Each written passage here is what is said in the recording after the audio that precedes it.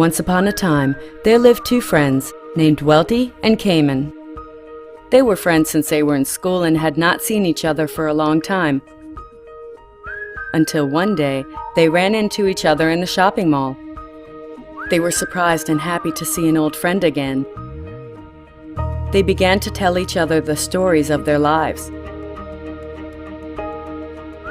Welty told the story of his fabulous life, in which he had plenty of time to spend with his family, which he could afford because he never had any problems with his finances.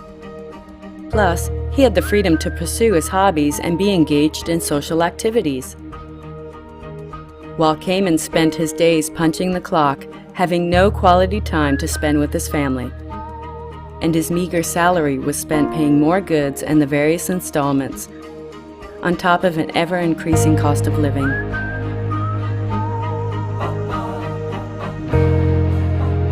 Seeing his friend's pitiful condition, Welty shared a lot of input with his friend. He also told him the story of a boatman who became successful without having to trade his time for money.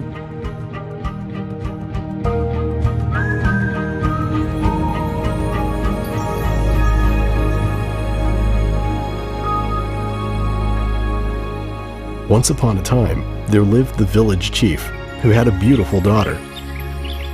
Her beauty was such that all the young men in the village fancies her. Ari was the name of the girl, given to her by her parents. Of all the young men in the village, Ari only set her eyes on two of them. One was called Brito, and the other, Bodhi. It was their spirit and ambition that really impressed her. Time passed, then season changed, until one fateful day, a terrible disaster struck the village. A mighty earthquake had split the village into two parts, separated in the middle by a wide and deep river. The village chief and his family was now on the western bank of the river, while the two young men, Brito and Bodhi, were on the eastern shore of the river. The two young men started to make raft in order to cross the river to see Ari. They did not realize that this raft brought them something unexpected. They began to make money crossing the villages who wanted to see their families to the other side of the river. Time passed, and by next year, Ari will be 18 years old. According to the village tradition, a girl is entitled to choose her suitor when she reached the ages of 18. Ari was so distressed, but could not make up her mind as to choose between Brito or Bodhi. Seeing the dilemma of his daughter, the village chief finally declared a contest.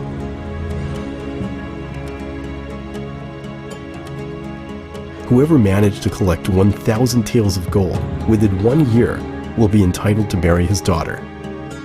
1,000 taels of gold was not a small amount of money there. Brito and Bodhi was so dizzy to find the way to collect that amazing sound. They couldn't imagine the thousands of crossing they had to make for 1,000 taels of gold to materialize.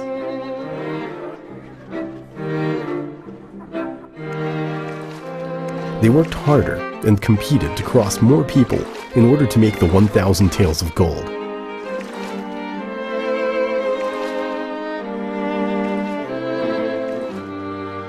As days went by, they became smarter.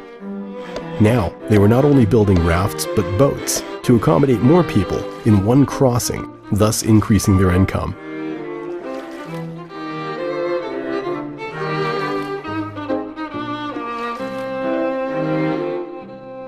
Brito realized that he could not work alone like this forever. After spending some time calculating, he decided that he could never come out with that sound taels of gold crossing people to the other side. After giving some thought to the matter, Brito decided that he would build a bridge, connecting the two halves of the village, and he would make money by doing that. Brito believed that by building the bridge, he was not only have the 1,000 taels of gold, but he would never have to row his boat again, forever. Brito set his heart to build the bridge that he had drawn, although he encountered strong opposition and ridiculed by the villagers, who told him that building the bridge was a crazy idea, a wasted time, and he would never make any money.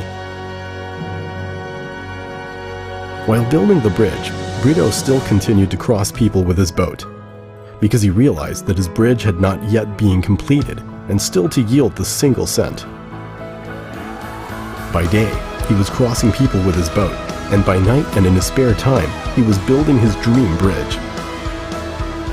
While Bodhi's income had now increased by crossing more people, with his great energy, he could do more crossing in a day than Brito. His lifestyle began to change, and every day he wasted his money indulging himself.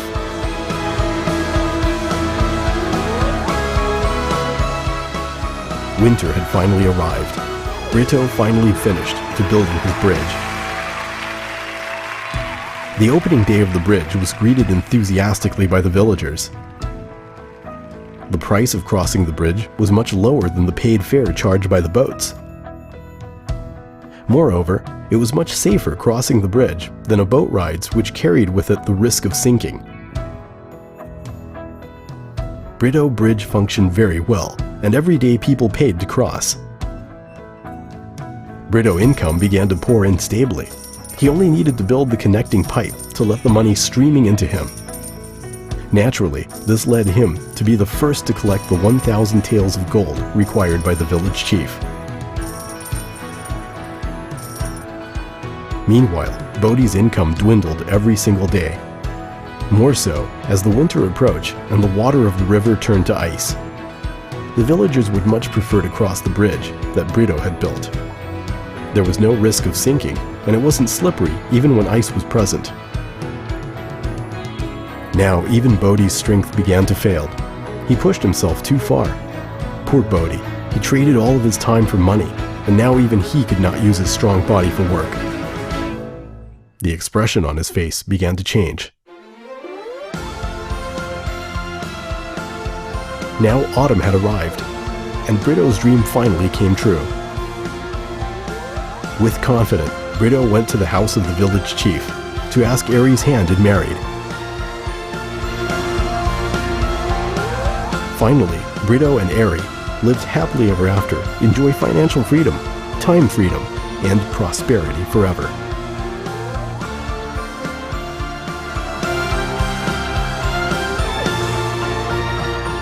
Bodhi finally realized that he had not made the right decision by continuing to rely on his strength to accumulate money.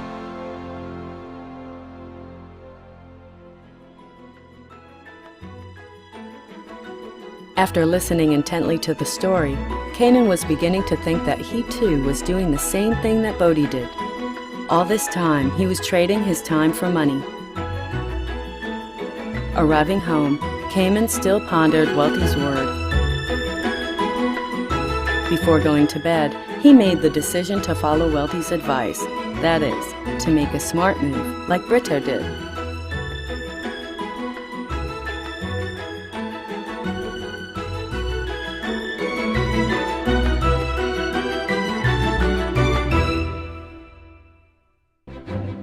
What about you?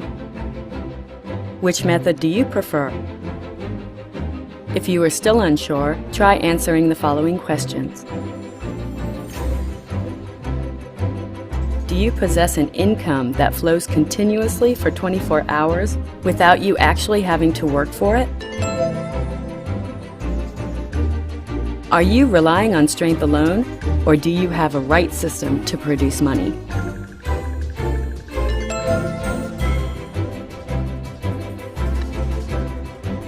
Does your income continue to flow after you are gone?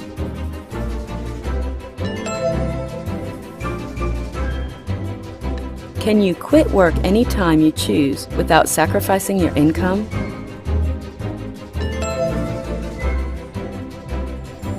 Should you for any reason be out of work now, can you survive for the next year without a job? If you cannot say yes to all of these questions, then please contact or get the following DVD, Smart Idea by Freedom Faithnet Global, from the person lending you this DVD.